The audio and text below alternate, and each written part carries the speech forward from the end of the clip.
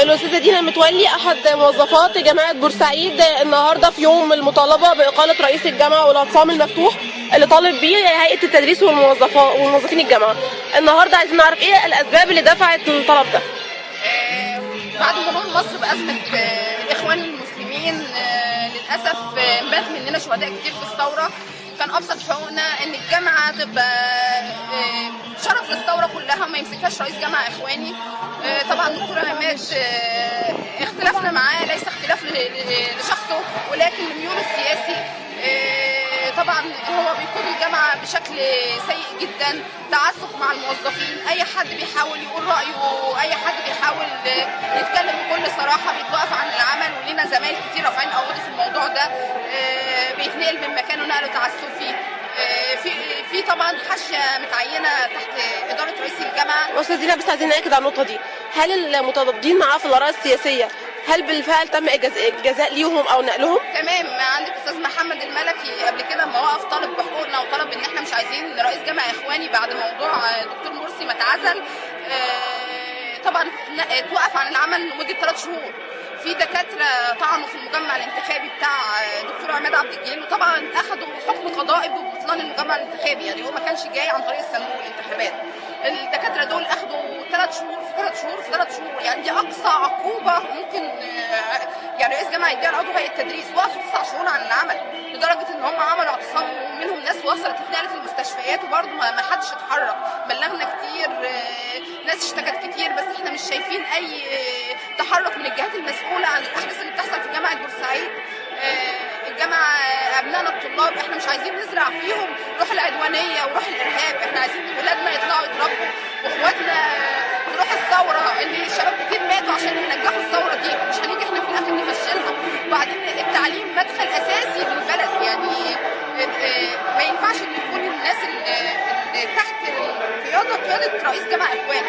دي حاجه. النقطه الثانيه طبعا كان متصور في رابعه العدويه، وطبعا احنا نشرنا الصور دي، وهو بنفسه دكتور عماد اعترف ان هو تبع حزب الحريه والعداله وتبع جماعه الاخوان المسلمين، ووفقا للقرار بتاع مجلس الوزراء المفروض ان هو يتعزل، بس احنا ما شفناش اي جهه مسؤوله قامت بعزله لحد دلوقتي.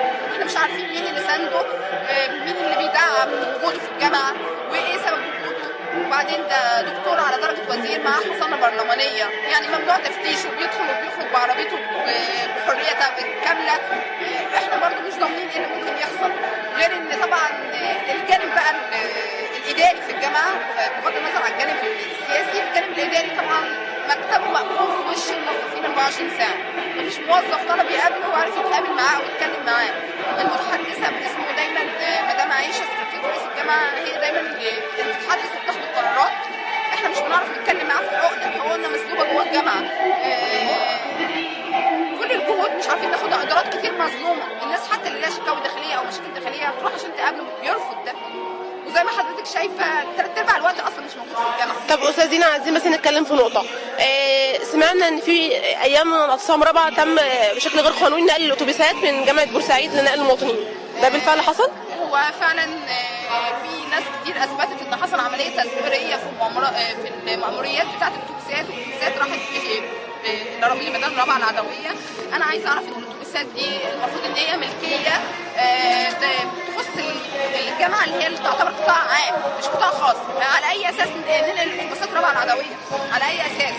على اي اساس فلوسنا بتتاخد من قلب الجامعه مش عارفين بتروح فين؟ انت تدعم جماعه الاخوان المسلمين، تدعم ناس مسلحه علشان يقتلوا فيها اخواتنا واولادنا.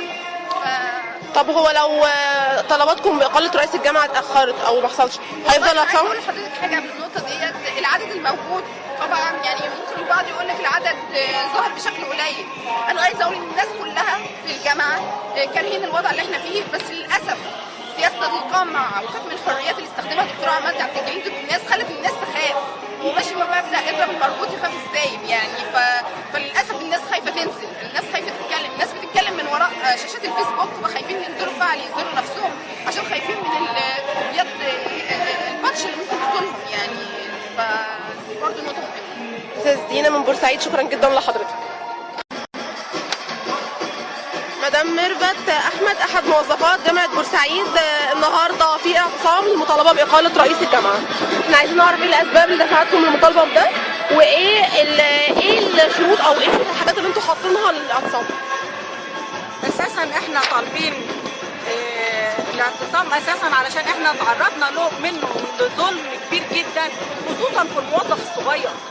الموظف الصغير مش اخد حقه، بمعنى اللي له ظهر معاه يطبطب عليه ويمشيه ويقعده في كرسي كويس ويقعدوا عياله ويعينهم، ما بقولكيش يعني كل حقوقه واخدها، اللي ماشي زي ما بيقولوا على هواه. لكن انا كموظفه بطلب بحقي وحق اولادي مش لاقياه، بمعنى ان انا ليا جهد اساسا باخده كل 3 شهور. الكلام ده من يوم ما بدات الجامعه، مش حاجه حديثه، يعني مش هو جاي عطولي ورجع منعه، هو قطعه. بلاش المواسم اللي بتجيلي اساسا من الوزاره، من الصناديق عندنا بيدينا على المواسم نص شهر، قطعوا الحاجات دي كلها. ما بصش اساسا للموظف الصغير ولا بص للعامل اللي بيجي له من اخر الدنيا. انا عندي عمال بيجوا من المناصره دي بيتكلم فيها 30 جنيه و40 جنيه مواصلات، ما بيراعيش الحاجات دي كلها بالنسبه للموظف. يعني في تعسف اداري غير تعسف في حقوقكم. ده غير ان هو مثلا بتفاجئ بان واحد جاي قاعد في رئيس قسم مش مكانه خالص. ده ليه؟ لان مش عارفه اخوه دكتور وابن عمه مش عارفه ايه بيتطبطب عليه ويدخل المجال. يعني مفيش مساواه في الحقوق، مفيش مساواه في الحقوق. لا مفيش مساواه في الحقوق. وان جيتي تتكلمي بتتعرضي للاهانه وبتتعرضي للاحكام ويقعد لتحقيقات ووجع قلب. فالكل بيخاف والكل بيقول لك انا ليه اهزق نفسي على كبر؟ طب لغايه امتى هنفضل ساكتين؟ يعني اللي بيطالب بحقوقه بيتعرض. ايوه انا عندي ناس تعرضت لجزاءات وتعرضت لنقل من مكانها وفي ناس مرفوع عليهم قضايا. طيب انا بس ده علشان بيطالبوا بحقوق الناس. استاذه ميرفت، انا بس عايزه اعرف من حضرتك ايه طلبات الاعتصام الاساسيه؟ يعني طلبات الاعتصام هل حاطين لها سقف زمني معين ولا لا؟ هو المفروض ان اصلا الحكومه والوزاره اساسا في قرار اساسا مجلس الجامعه اخداه من شهر 11 من 2011 من سنه 2011 لغايه النهارده ما تنفذش. ليه بقى؟